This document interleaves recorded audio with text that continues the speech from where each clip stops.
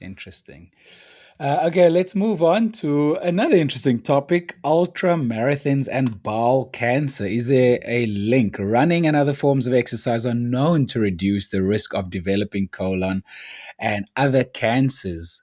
But running ultras or multiple yearly marathons represent a different magnitude of exercise. So, a small study found a surprisingly high incidence of precancerous polyps in young extreme runners, sparking controversy and concern. This was from an article by the Washington Post, and thanks to longtime listener Mark Morris sending this in to us. You were aware of this research, right? Yeah, I sort of read this. I'm probably less concerned about this than many, not because it's not a big deal, but because it's just hard to understand, and you don't want to jump at shadows.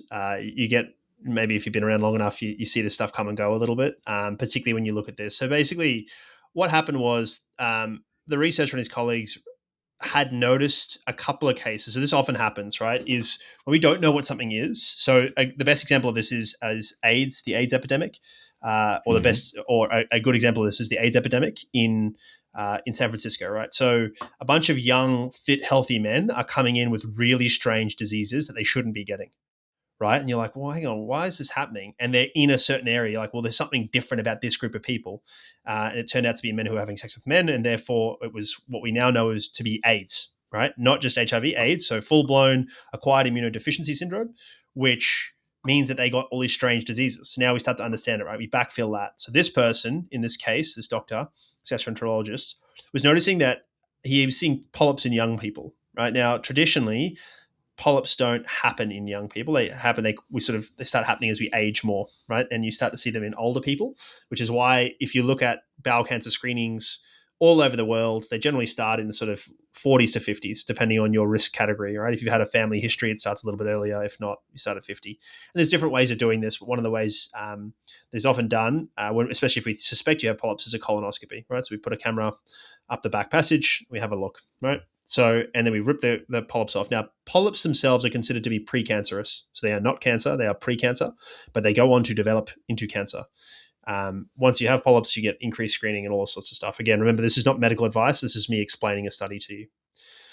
So anyway, they recruited. So as a result of observing this, they said, okay, let's recruit a bunch of people and have a look here. And so they recruited 94 extreme runners. Now, listeners of this podcast probably don't think these people are extreme, but I promise you, on a population level, the listeners of this podcast are probably extreme themselves, let alone these runners. So It's a good each of sample these, size, 94, I'd say. not for something like this. It's you need massive numbers in this context, and we'll talk about some of the other things that you need, but it's not bad. But they looked at these people were aged 35 to 50 and had completed at least 5 marathons or 2 ultramarathons in general in their life, right? So uh, they had not had a colonoscopy for 10 years. So this is important, right? So these people basically had no reason to think that they had an increased risk of cancer, and there's certainly no reason to think they had polyps previously. Right, so they had a colonoscopy, and the outcomes were apparently rather startling.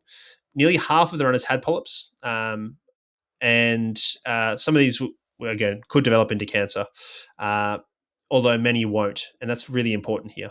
50% of the runners had large advanced polyps, which are farther along the continuum towards cancer, but none of them had colon cancer.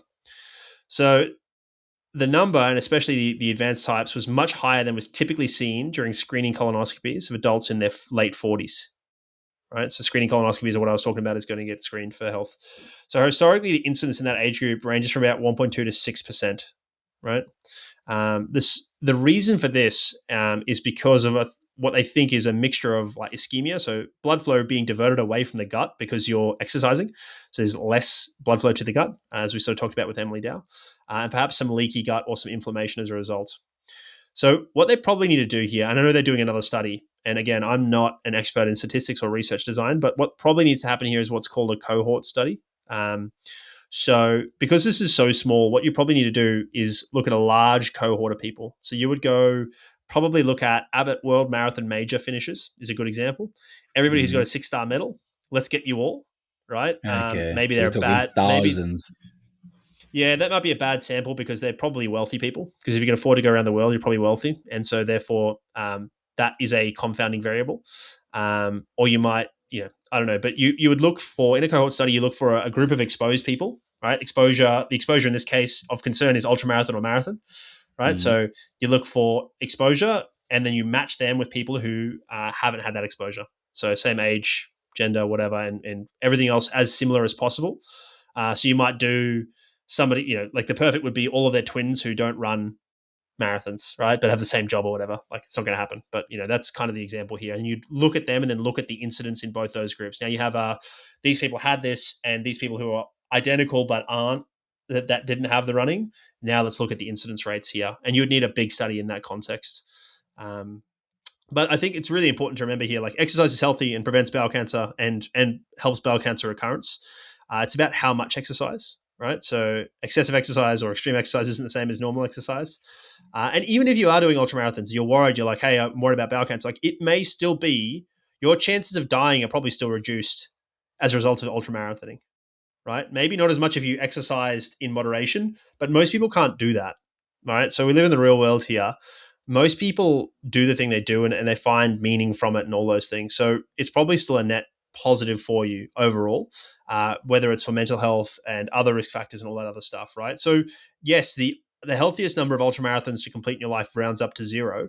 Probably the same for marathons, but that doesn't mean that you should do zero in there. There's other reasons you would do that, right? So, yeah, it's your ultramarathoning might mean that you do less drinking and less smoking and more social activity and all those things, so that these things are all net benefits. So it's always hard to put something into a vacuum. So I would keep context here.